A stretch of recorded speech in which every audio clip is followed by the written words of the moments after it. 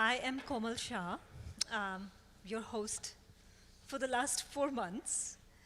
Um, you can see all these roses on me. One reason is Rose Simpson, of course, in her honor. And she has an opening at the Whitney tomorrow, so we're very excited for her.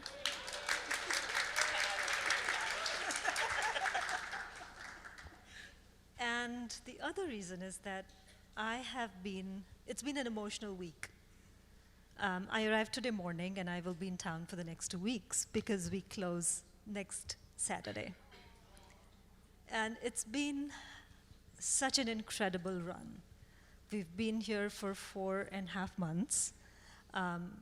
We've witnessed about 50,000 screams of joy and love and wonderment as to why have these artists not been, all of them been in the canon. And I had no idea when we opened up the show how a private collector's vanity project would be received. And so it was with great trepidation, November 2nd, 23, that we opened the show. And it is with so much joy and gratitude that I stand in front of you today.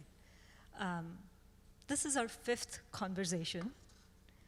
And there are several museum curators who've said, why are your talks so well attended? And by the way, it's also such a great privilege and honor that many of you have been with us through almost every talk. And my only answer to that question of why do we have so many fans here is that the artists are so incredible. My job and our foundation's job is just to literally shine a light on them, but they do the magic. We're just making it visible as best as we can. And we hope you'll join us in 7 months from now when the show opens at the Berkeley Art Museum, BAMFA, on October 26th. And I have a feeling that the show will take a life of its own, where it'll be traveling all across the country over the next few years. So hope you'll stay with us on this journey. We'd love to have you there. And again, thank you. Thank you for all the enthusiasm, for all the joy you've brought to the space. I will begin with today's talk. I will also say that Andrea Bowers is someone I consider a dear friend and also a fearless activist. She treads paths that no one would dare. And she does it with aplomb, with grace and humor. And I don't know if you know that the first work we acquired in this collection was by Rina Banerjee. And I didn't know how to participate in an auction. And I am in the Christie's auction room. I see all these paddles going up. Rina's work comes about that I had lusted for, and I had to ask my friend to bid for me. And so the work still in Christie's records is under my friend Dipti's name, with sort of these side notes that it's in our collection now. So it's good to have good friends like that. And Rose is someone I've been so amazed with her journey. And we were just talking about this huge project she's going to be installing at Madison Square Garden, where she has a 6-month run from spring to September. She's at the Whitney Biennial. She just continues to amaze us with what she does. And she also mentioned this fun fact today at lunch, that she's opening a show at the Norton in Palm Beach that includes work by her mother, of course, her grandmother, and her great-grandmother.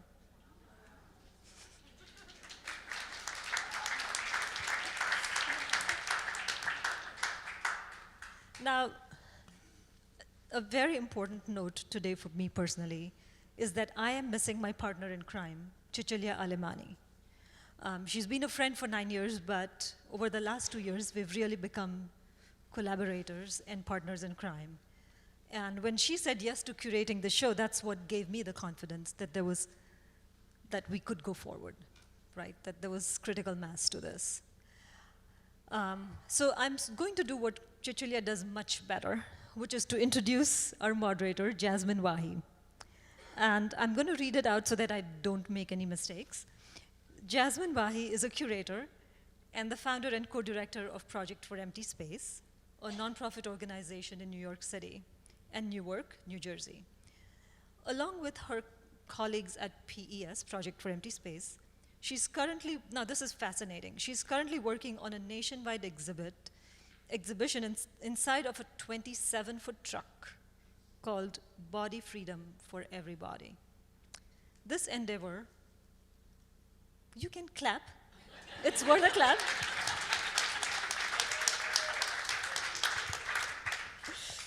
This endeavor, which kicks off in September 2024, celebrates our rights to bodily autonomy through the lens of reproductive justice, queer liberation, and trans joy.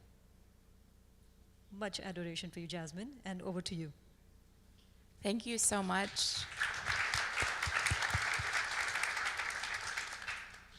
Thank you, Komal, for inviting us, for inviting me to moderate this panel with people who I've been fangirling for many years. And thank you all for being here this evening. I want to start by asking quickly, because I have 4 pages of questions, for each of you to briefly introduce yourselves and your practice, and then I'm just going to jump right into it. So Rose, I don't know why you're looking so skeptically at me through the side of your eye. I'm going to start with you. Tell us about yourself. Umbiak Gindi, Sangiti. Ohuapobi, Kujawapi Akawing. My name is Rose B. Simpson. I'm from Santa Clara Pueblo in northern New Mexico. Can you hear me? All right, cool. I am a multimedia artist. I am a parent of a 7-year-old. That matters. I am, let's see, I like cars a lot. I'm going to ask you about cars later. Okay. Let's see, I work in clay. Right now I've been doing a lot of metal work. The piece in this show was made with a chainsaw. Let's see, I'm very grateful for this path that I've been given. There's been some incredible things in my life and gifts of abundance. And I am, staying grounded and staying busy and staying grateful. And I'm glad to be here. Thank you. Rina, you're next on the block. Is this working? Yeah. It is. Well, I'm Rina Banerjee, and I grew up in this city in Queens. So it's kind of an odd situation to still be here when I meet so many people from all over. I'm always wondering when I'm going to leave, which allows me to really think about what it means to be an immigrant, which was one of the main reasons I thought becoming an artist would be very important for me to discover what that means in the world, to be from different places and to be connected. I have a background in science and engineering, and so it's like I'm very grateful that I was able to make the transition to being an artist, which has stayed with me. And now that I'm older, I feel like it's so important to love the thing that you're doing without an institution, without support, with support in every way. I make sculpture, and I make installations and video and photography earlier in my career, and paintings and drawings. And I'm really very appreciative of how much has changed, but also really aware how much has not changed yet. And I think that plays into my work. Thank you. Last but not least. Hi, I'm Andrea Bowers. I'm an artist from Los Angeles. I make work about activists. That's where my subject matter comes from.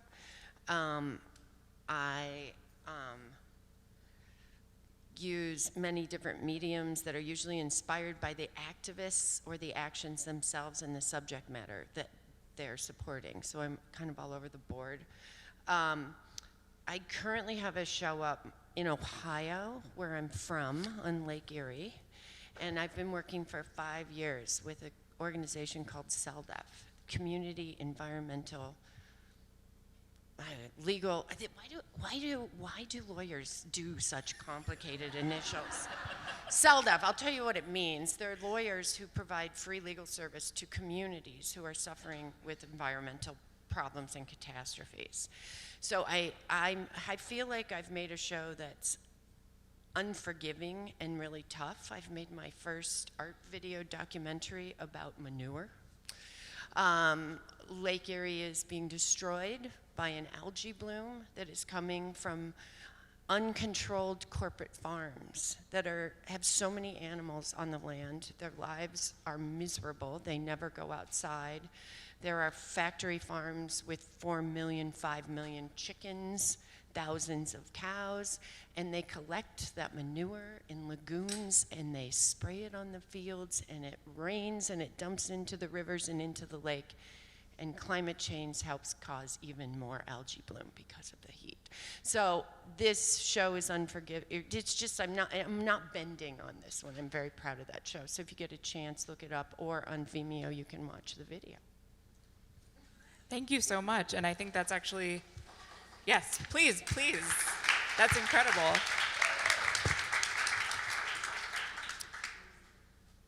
So I had a whole thing to read about the sort of context about what I wanted this talk to be, thinking about from form to power and how that originates or was inspired by the term speak truth to power. But I'm not going to read it now because I immediately have questions, and I want to start by saying, as you said, you're not bending to anything with this show that you're doing. With that show. Sometimes I just need a little joy, but sometimes. Don't we all? But I think I want to start with a question for all of you, which is a two-parter. Sorry. How do you think about your own work through this lens of holding power within itself and having impact on the folks, the people, the audiences, and the many communities who see it? And if so, what is that power and what do you hope that it achieves? And so I think I'll start with you. Well, that's a tough thing, right? I think for me, it's the collaboration with the activists and trying to think of myself as, so all activist groups, when they're organized, they do different things. It's just not like people on the front line, right? They almost always have, somebody's got to fundraise, somebody's got to do publicity, somebody's got to provide food. It's an ecosystem. Right, it's an ecosystem. So I always think of myself as the art committee, and how can I best serve that individual or organization? And so I try to clear everything through them and with them when I'm working on something. And trying to remember that I'm in service of that movement, and it's not about me and what I want and what their needs are, and how do we negotiate through that and use my knowledge of art and aesthetics and also my career, right, to bring attention to these issues. Did that answer your question? It does. And I'm curious, do you consider yourself an activist? I saw you emailed me that. I know I did. And short answer is, once you go to jail, you think you can call yourself an activist. So I struggled with that question for a while. But I mean, I think, once again, it's how you define activism. Like, I think driving a truck around for bodily autonomy is totally activism. Yeah, I mean, to give all of you some sort of BTS behind the scenes, the context of the question was, do you consider yourself an activist? Because for me, thinking about radicality is always problematic, because I think if it's radical, if it's considered radical but not regular, that gives people an excuse to not participate in those conversations. But see, I don't consider activism radical. I really don't love that. I actually don't like that word. I consider it citizenry. Amen. So I think I'll just keep going down the line. Rina, tell us a little bit about the ways in which your practice and your work and your hope holds power in the work. I don't know. I think that with my work, because I didn't have that kind of connection to everybody starting out as an artist, I really looked to a personal experience, not my own, but other people's personal experience in a way to connect with everyone. So one of the ways in which I really enjoyed feeling the presence of the human in the work is through letters.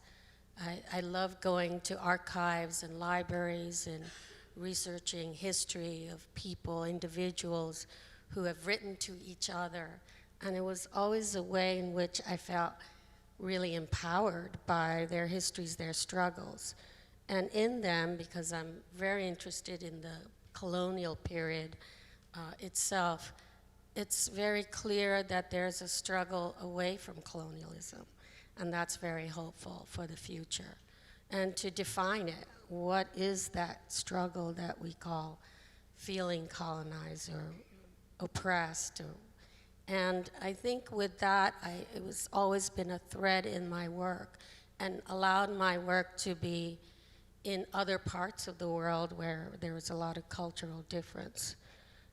Because people always had the same kind of human struggles, and I think restrictions and boundaries that were always challenged.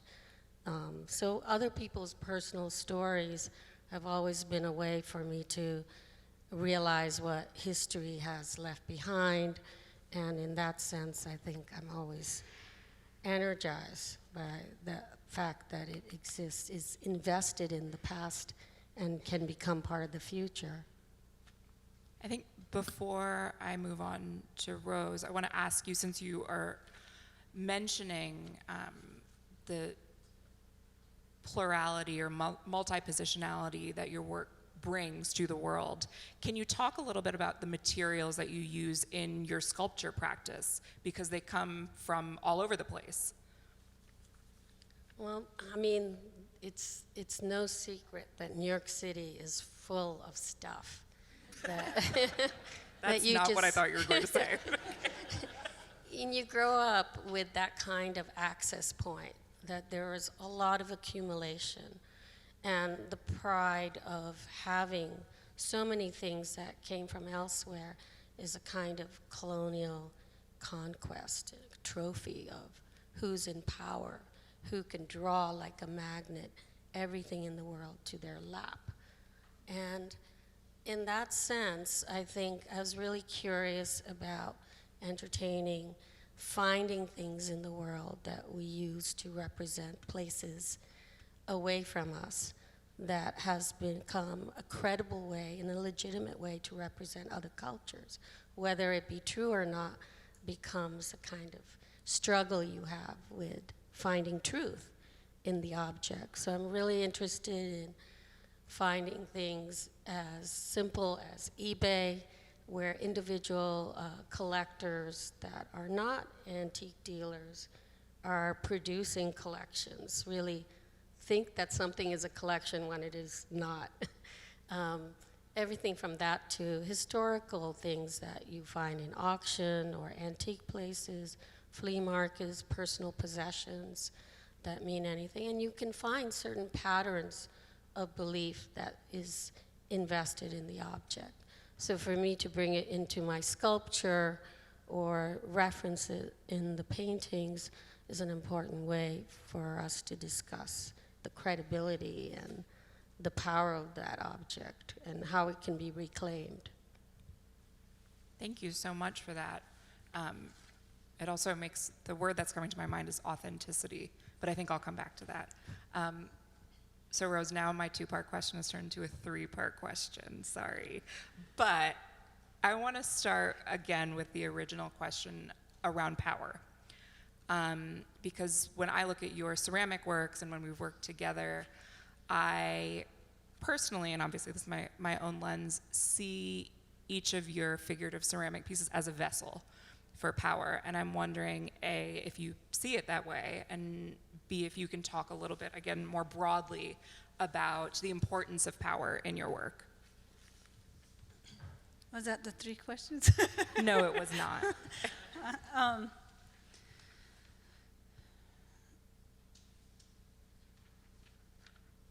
I think, I look around this place and I think about the role of an artist, right? And I think about how we take resources from our earth and we transform them in a sort of alchemy into an intention. It's almost like we're cooking with these materials and making this, for lack of a better word, a prayer. And I think that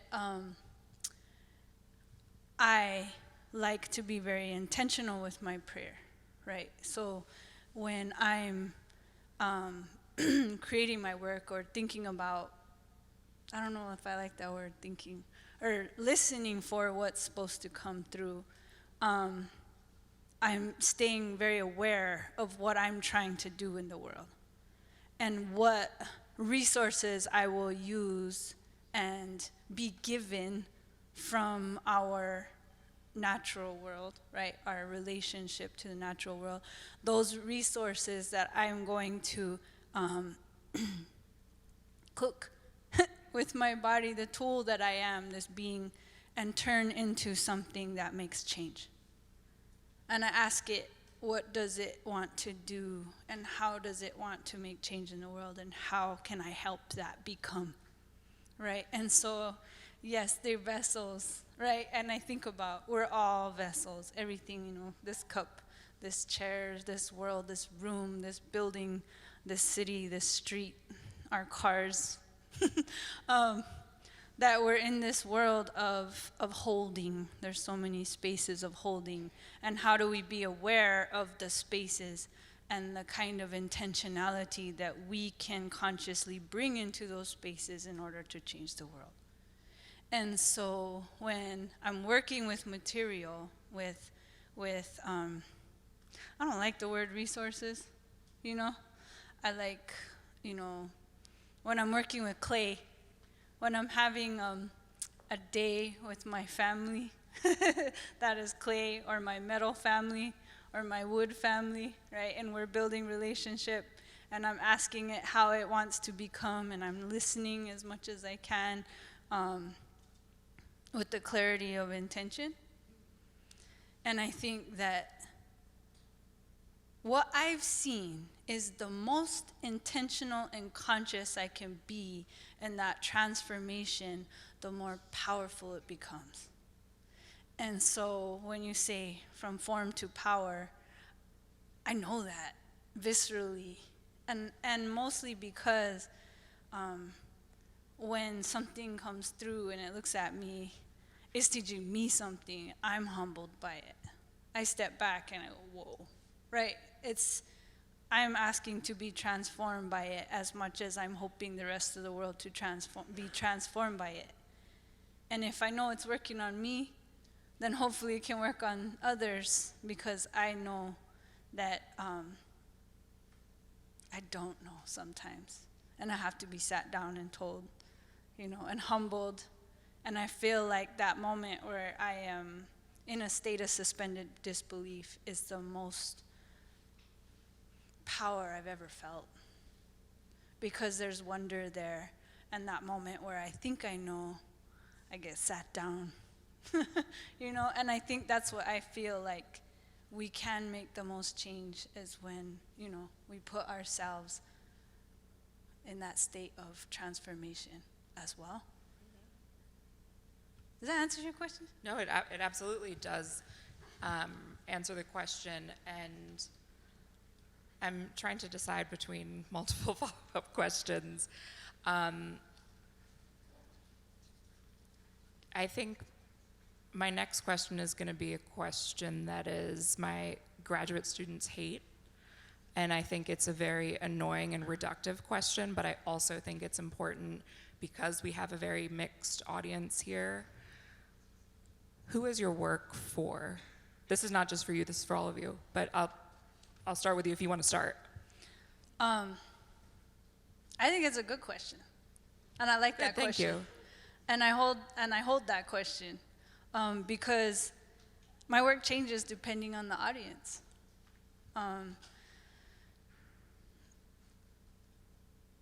If I'm making work for my community, if I'm putting in energy for the people that I spend my days with and my relations to my community that's going through post-colonial stress disorder and trying to maintain our culture and all the things that it means to be from a place and of a place and participating in a place, that my artistic expression might be more, I might make some bowls for something that's utilitarian, or I might sew a dress for a ceremony, or I might draw a logo for a buddy who is starting a fishing club, right? But I think we're in a state of building ourselves up, and I don't know how much we need to be knocked back down sometimes. And I feel like the work that I'm putting out in the world is more about how can we find an empathic moment where we understand our humanity, our common humanity, so that we can start to deconstruct what we've built because we've made a really big mess because we forgot our humanity, right? And my question has always been, why are things messed up? Why are we destroying our planet? Why did boarding schools happen? Why was genocide even a thing, right? And why do I have to see it every single day of my life and feel that in my body? And how do I communicate that humanity that I'm viscerally experiencing? And that is, how do we find our way back to that wonder? Because it was that I know better than you that made us colonize, that made us think we knew it was better for someone else, that made us feel entitled to take what wasn't ours to start with. I drive a car every single day, right? I use fossil fuels. I hurt the planet. I eat animals. I eat plants. Every single day things die so that I can be here. And how can I be more aware of that, right? How can I be more conscious, and how can I feel like my existence has a holistic reciprocation to this world that we're in relationship with? Because I feel like it's that detachment from that consciousness of who we are and where we come from that makes us hurt other things. Because when I look at that meat on the plate, I feel it. And it doesn't mean I have to be like, no meat, and meat's bad. It means, I'm sorry you died, and I'm thankful for your life, and I will do what I can best in my life if I possibly can figure that out, right, to make your life worth it, right? And so my point is, the audience that I'm trying to reach is all of us. It's this bigger world. It's this humanity that I think I know how it feels to feel detached from. And so as I look to find and create and listen to what metaphors need to come in order to lead us back to that wonder, then I will do that. And that looks different in different places. And the places tell me what it needs in order, right? Yeah. Anyways. Absolutely. I wandered. No, that was a spectacular wander. I don't know if this. Now I forgot what the original question was. I'm sorry. But I think so I'll just pivot to a different question. On the question of belonging and decolonizing, and the role that the earth plays in that practice. I don't know which of you to ask first. Who wants to go first? I guess I'm curious about how the earth, and really what you are talking about in sort of like a holistic and inclusive way of thinking about the world around us, from other humans, from flora and fauna, how that incorporates into your work, which is something that we talked about, the sort of dichotomies of colonialism and how it's even insidious in the way that we navigate the natural world around us. Can you talk a little bit about that, Rina? Well, I think one of the things I've found important in my work as a source for understanding why we think about where we're from is my mother's experience. She's Bangladeshi, and during partition, she was forced to leave her land and her family, and those people who were related to her who are not of the same religion, which no one really thinks about. If a family has different components, different people who are from different paths, and yet they're a family. And that became the horror of parting the land she was from, and I was 3 at the time, so I witnessed some of the horror of that leaving. So coming to the US, talking about what your identity is, what your country is, and that whole dialogue of where you're from is a very difficult one because it's obviously the beginning of violence in many ways, because you are owning a piece of land for yourself, and that may mean the breakup of your own family. So being aware of that kind of dialogue, I think, and feeling for what you were talking about, the loss of intimacy and the violence created out of just owning things, as well as the original question, I think, was about this idea, who's your work for? And if I'm Thanks for bringing it back. holding on to that. I think they're almost the same, idea of a question. Like, are you creating work for a market, a culture, a category, South Asian contemporary art, American art? All these things come to be after many, many years where you've already experienced loving things that bring intimacy to your life, to a realization that you're human, and being human means that you don't even own the work you make. That it is, as you were saying, for everybody, for anybody.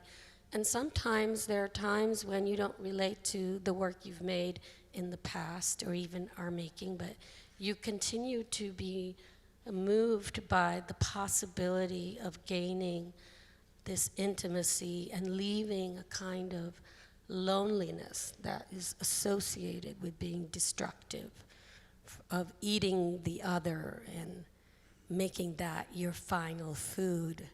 If you're talking about extermination or genocide or gendercide, all those things that have been part of our histories that have brought us to talk about colonialism and our rights, right?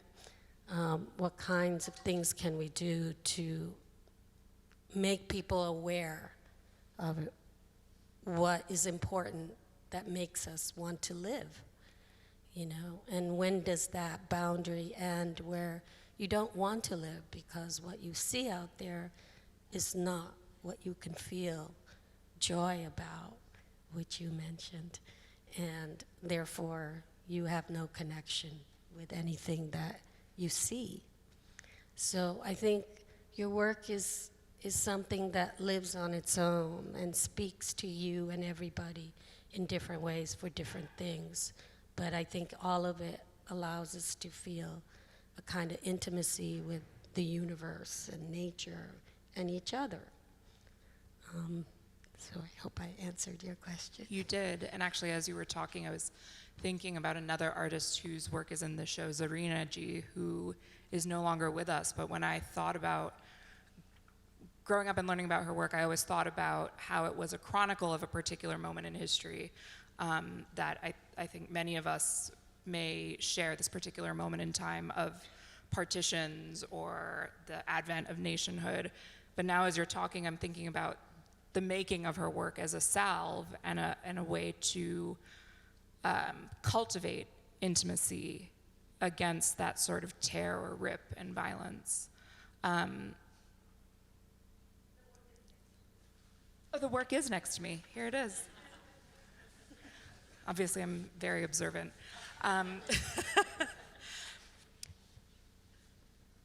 So I want to first ask you the original question, which is, who is your work for? And then I want to pivot to actually talk about joy and talk about your project from 2023. But I'll start with the who is your work for?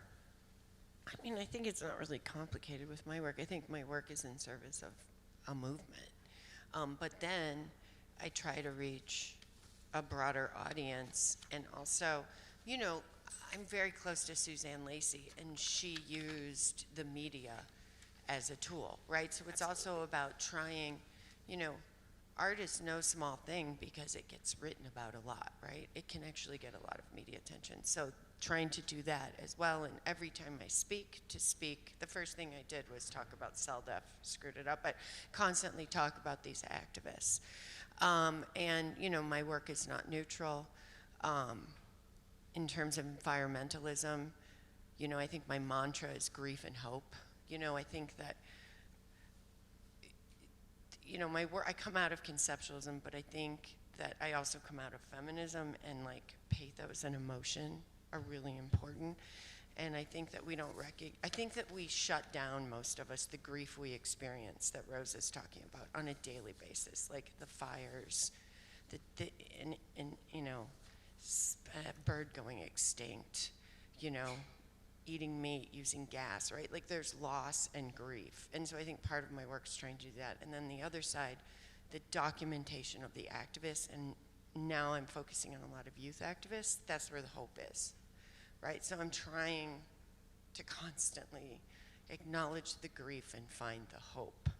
So, but there's both. So I did a show recently at Andrew Crux, who's here, and with Liz Mulholland, and that was with Chase Strangio, who was Chelsea Manning's lawyer, and is now a lead ACLU lawyer fighting trans, the trans hate bills even at the level of the Supreme Court.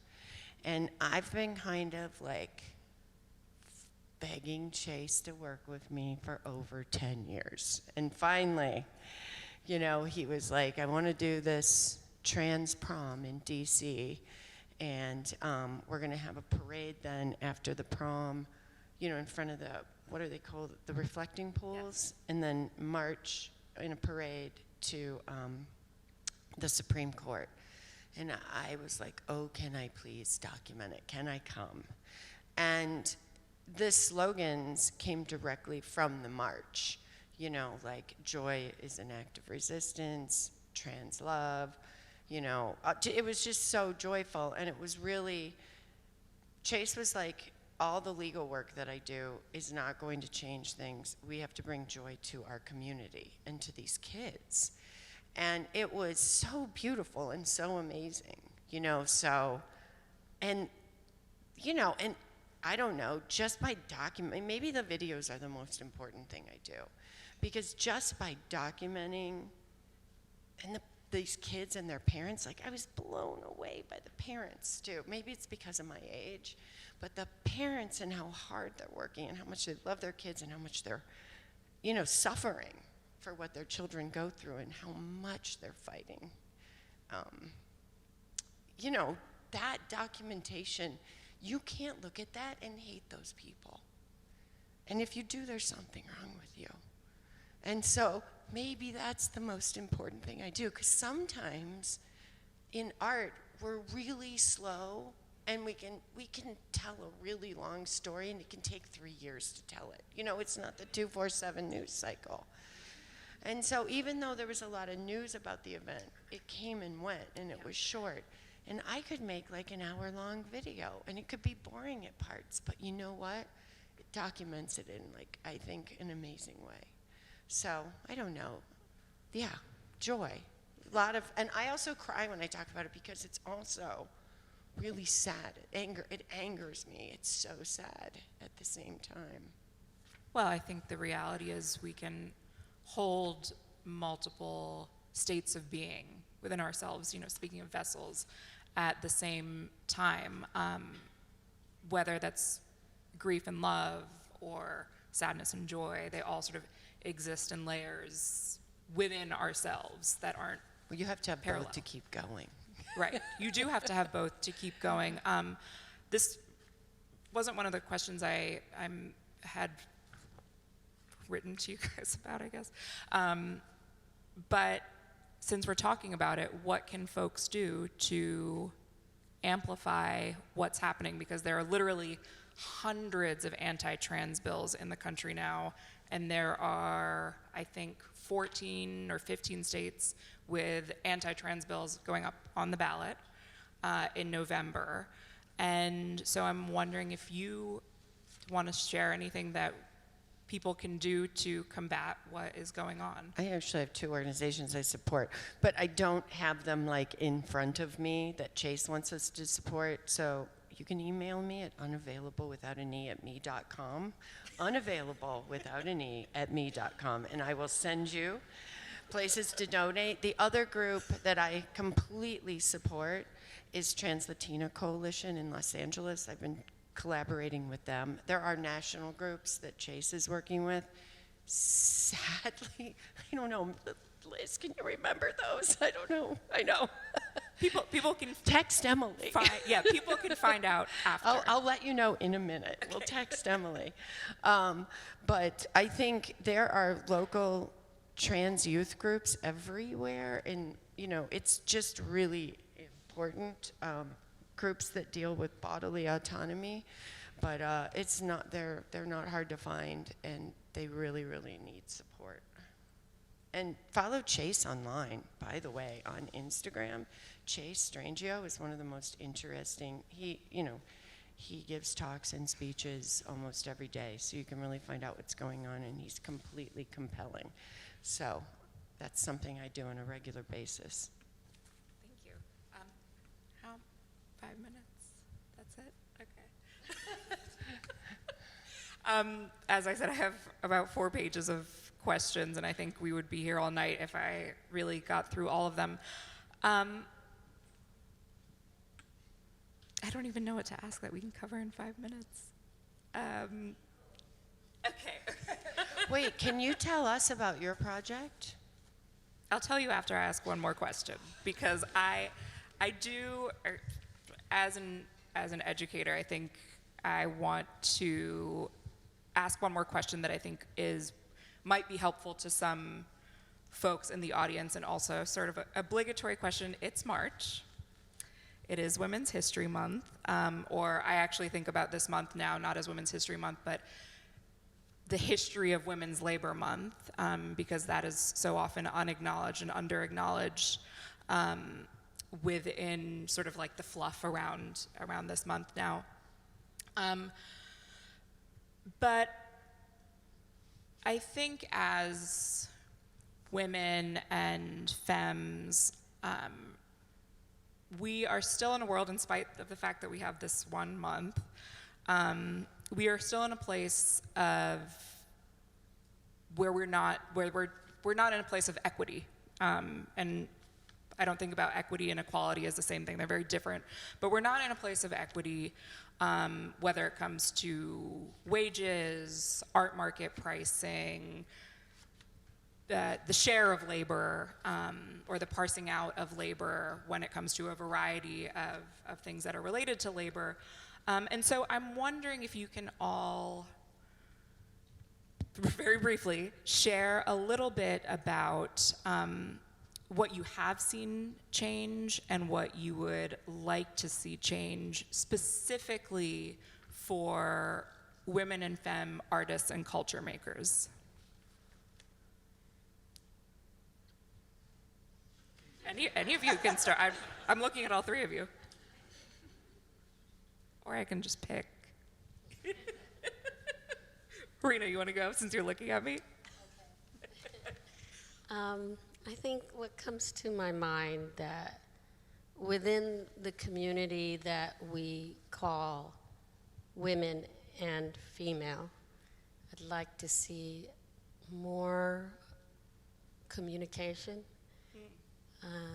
collaboration, and support for each other, and less of this idea of having to share out of poverty a kind of anxiety that we have about not even being visible. I think that creates division among women and females. So thinking about abundance and not the scarcity mindset. Yeah, I think that, there is this, we don't have to wait for globalization to know that there are women all over the world who share in the same ideas of what is not fair, what doesn't seem fair in terms of nature, what is natural. And I think that women easily can and do have these conversations, but don't feel the freedom to support each other. And that's a very important family. It's the beginning of family. And it's so hard to see that not happen within my lifetime. Maybe it will. I don't know. Rose, you want to take it?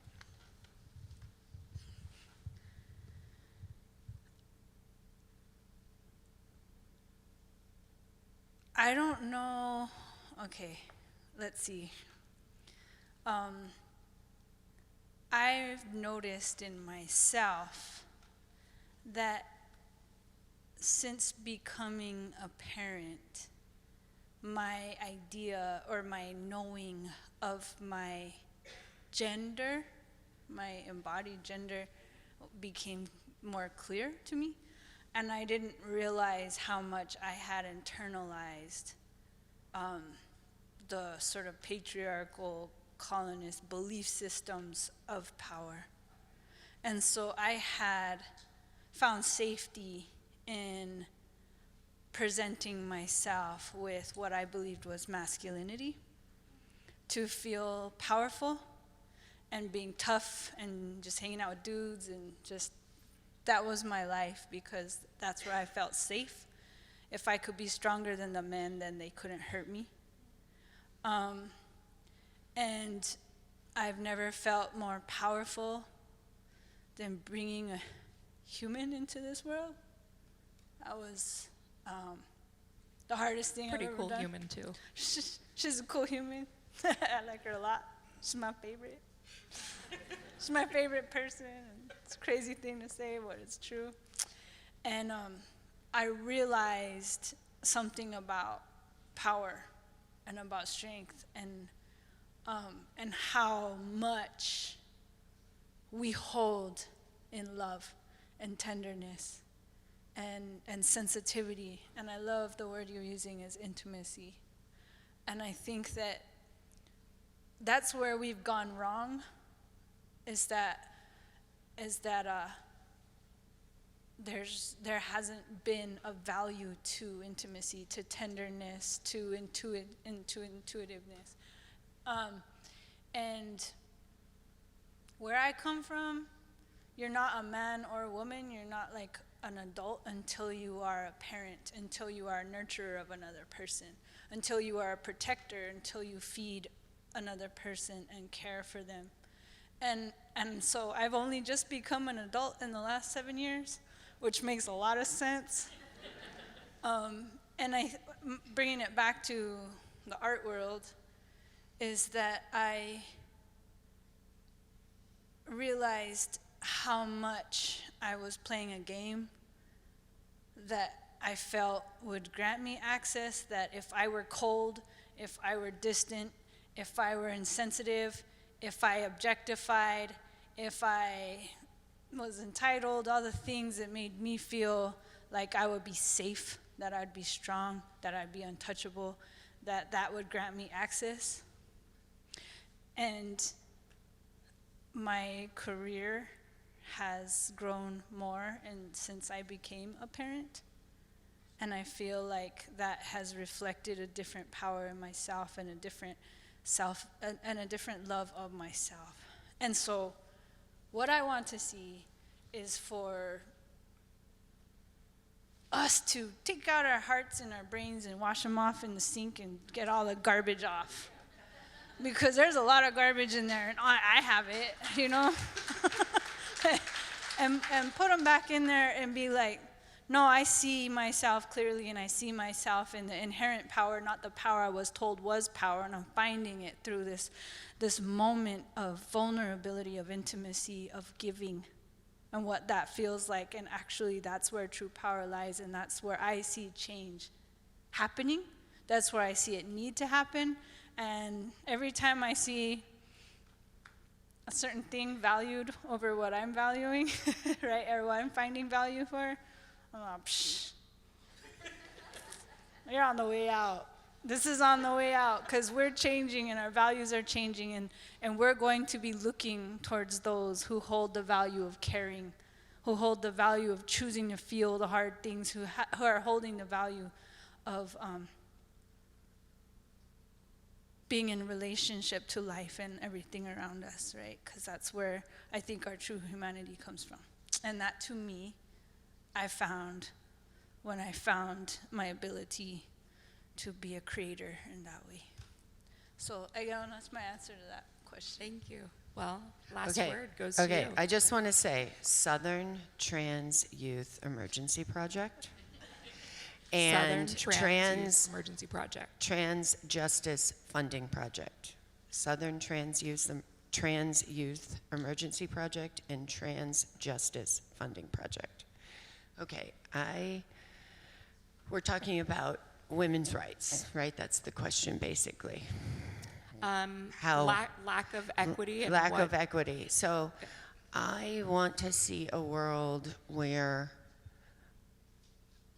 a man can't run for president when he sexually abuses a woman.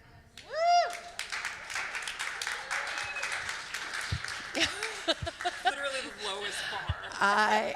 It's like so absurd. I mean, I don't even understand that. Ever. I mean, you know, I want to see women and trans women and non-binary folks have as much confidence, you know, and until that stuff isn't ignored, we don't have that confidence, because it makes me feel less than every day that he's allowed to run for president.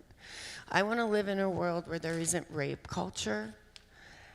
I want to live in a world where I don't constantly get asked why I'm not married and I don't have children. I mean, every day. This is my choice, people. Leave me alone. And we're going to start a club together. I want to live in a world where this amazing woman is not rare because she's a woman art collector and has a collection of only women. You know? I mean, anyway, just some. Well, I think that is a phenomenal note to end on, and I guess I will say that regardless of what happens with the election, we will still be here. We'll be queer. We'll still have uteruses, I don't know. But we will still revel in our joy and celebrate who we are as intersectional beings, and we'll be there for each other. And nasty. And nasty. So with that, I will open it up for questions.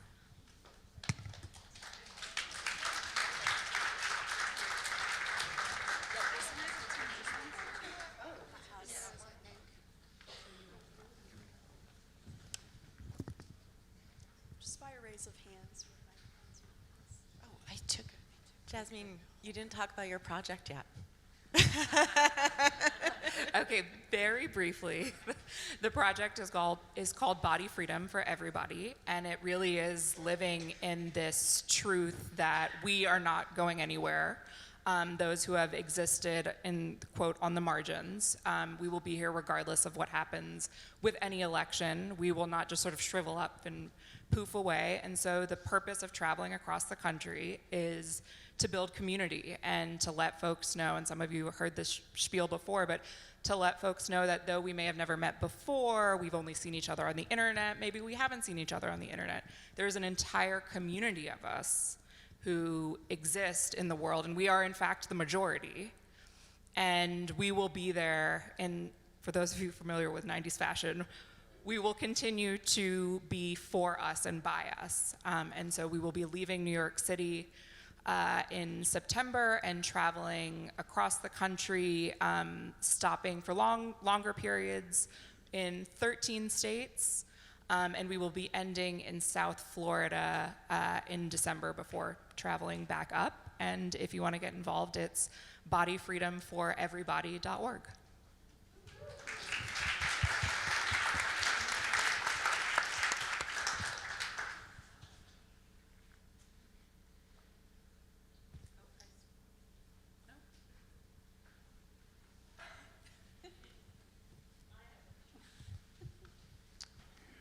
So for all of you, what makes you optimistic?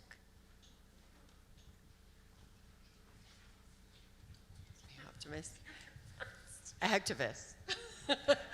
I think that, the successes that happen, right? There are successes.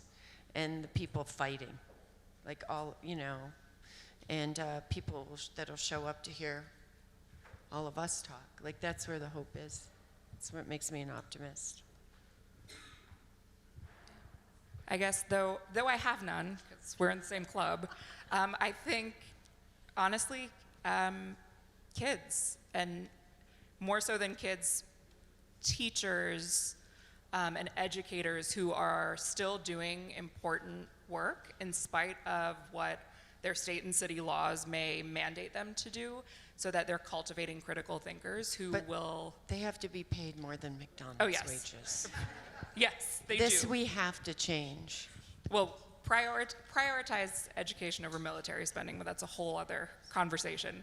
But I think it's the youth, to be totally honest.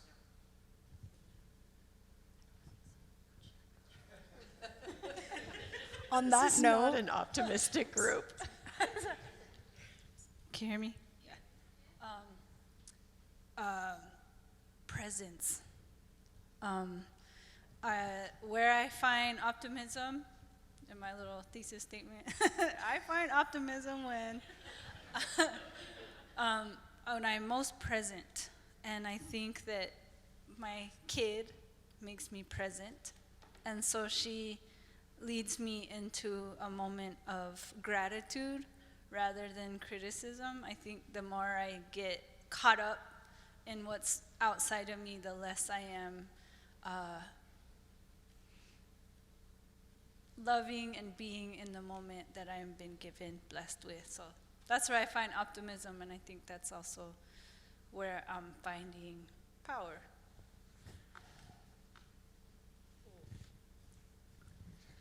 Well, I think all those reasons are obviously how most of us feel our mood change when we interact with another person. And they've made us feel intimate. But I think also that even when things get dark and you're surrounded by darkness because people have created it, there is a kind of presence of nature itself, and other things that are not human, animals, even like seeing mold grow on, I don't know why I'm thinking mold grow on olive, that, Peggy showed me, and I thought, wow, I've never seen that. And I retain it as information that make you feel optimistic about the world changing or being new to you, even though the world that surrounds you seems to be so heavy and dark and impossible. There's things beyond our control that continue to emerge and be in their world, which is not just our world. And I think that brings me a lot of optimism to know that things are alive. Any other questions? Hello. Speaking about optimism and the future, is there what is your greatest advice that you could give to emerging artists that listen to this conversation, whether right now in this audience or in Yaya's feed video? What advice would you give to the young artists listening right now?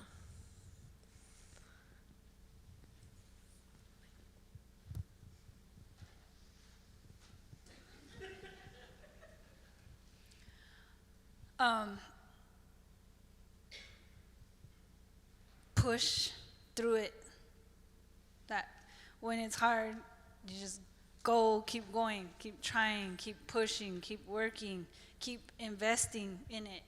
And it gets harder and harder, but that's where the most delicious stuff is.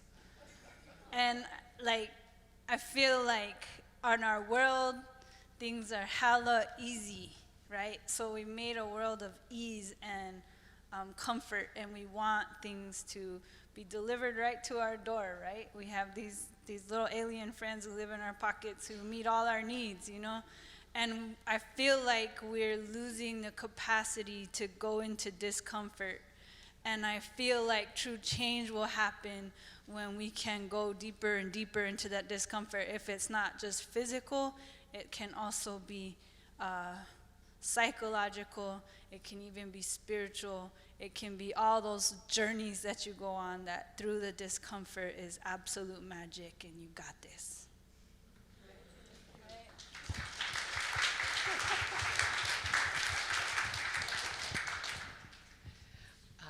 Make what you're passionate about, like figure out the subject that you really care about, because it kind of ends up being what you do the rest of your life. And that seems easy, but it's really hard. You know, I've taught for 25 years. And the other thing is, don't let life get in the way. You know, I think more than anything, half of it's luck, by the way. You know, and I don't believe in genius. And I think it's just working every day, or working as much as you can. You know, so many of my friends, it's like they just started doing other things. Life got in the way. And I think just, you know, committing yourself to working is really what it takes. And then the rest is luck. You know? No way around it. There's nothing special. You know, I mean, I'm not better than any other artist. I don't know if you all feel that way, but I'm just like, it's just luck. Charles Gaines and I talk about this all the time. Like, you know. Well, I think there's also a question about what you consider success, right? Well, Which is also a whole other What do you conversation. consider success? Well, what do you consider success? What do you mean? Well, I feel successful with every little time that I get out of my comfort zone, and then I just push it through, and then I expand the boundaries of what I can do, and I feel great at that time. And then there's another one further away, so you have to push again the other day, the next day after that, and then after that, and then you slowly expand. I think, you know, I think there's art, and then there's like an art career. And, you know, I had to make a decision. It took me about 5 years to decide whether I wanted to be an artist, you know. And I realized that's what I really wanted to do, and I didn't care if I had an art career. You know, I just wanted the work to develop. You know, I trained by conceptualists. It was all about ideas all the time, you know, trying to learn history and ideas. But then, yeah, then there's that art market thing, you know. You know, like showing, being in the Whitney Biennial, you know, being in a show like this. That's all, I don't know. It's It's an accident. I don't know how that happens. Lots of hard work by other people because I'm terrible. Hard work. I don't know. I still don't understand this world we're in.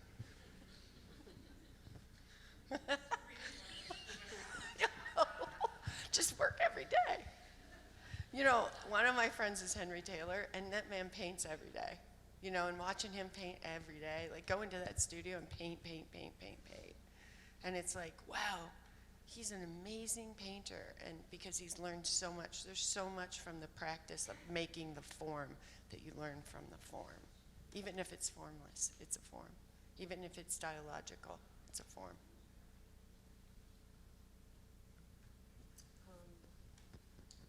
You know, I mean, I see students pretty often, but I'm not a teacher, I'm a critic. And so I think that's such a heavy title when you walk in and talk to another artist who may be young, may be older, and they're in the MFA program, and they do want to be successful. And I think the most important thing I've learned about myself is what I like to experience in the studio or thinking about other people's work that we see around here, is to remain curious. And I try not to feel bad if there are days when I don't want to make art or do work. And it's hard to feel that way because we live in a culture that is about the hours you've worked and how many paintings did you finish when you finished your MFA, and you know, what did you do last 2 weeks that I haven't seen as a visual critic? Those questions you have to ask. But really, what I try to tell those artists of all different ages, I've had artists that I've done critiques for that are 85 years old and had 2 careers, and they're doing the MFA program. I'm amazed by their curiosity to come into the program, to have an education, and to discover in that kind of incubation time who they are and what the world is in that moment, in that portal of discovery. And I think that curiosity, if you can sustain it in your life about yourself and about what's happening in the world, it's success, you know. And I feel it more now, and that's what I like to, I think, share with them. In a way, it's a way to feel self-love, is to be curious about yourself, to linger in the idea of who you are without the selfie and without the mirror and without these other ways, but also including those ways, you know. And I think that that is something that I try to remember when I see other works. Who are these people who've made these works? And some of them I've learned to know because we're fortunate that we have this medium, which is a career, to say, who are you, you know? It's legitimized, you know, what do you do, where do you live, you know, where's your studio, and where were you born? It's such a polite world today that you can't do that unless you're successful or you're important.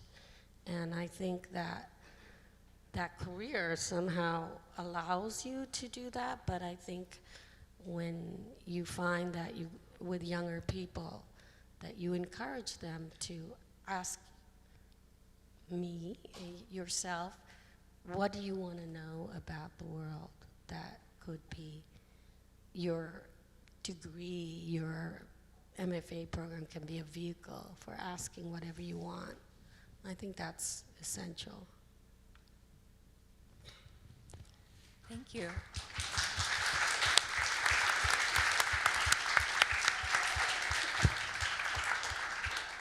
Before we close, I just wanted to say a special thank you to a New York City public school visual arts teacher that's here with us tonight, and that's Rochelle King. And Rochelle King brought 100 fifth graders to the space for a tour. And then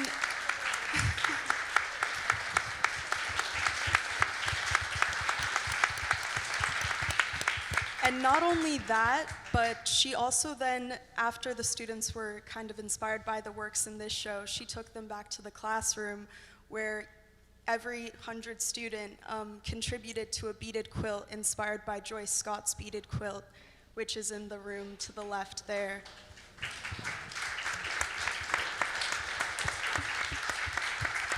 And so that work, along with other New York City public school student works, will be on view our final week at Making Their Mark downstairs. And we've had over 500 or 600 K through 12 students come in, and over like 125 visual arts teachers. So we're really grateful for that. Thank you, Rochelle.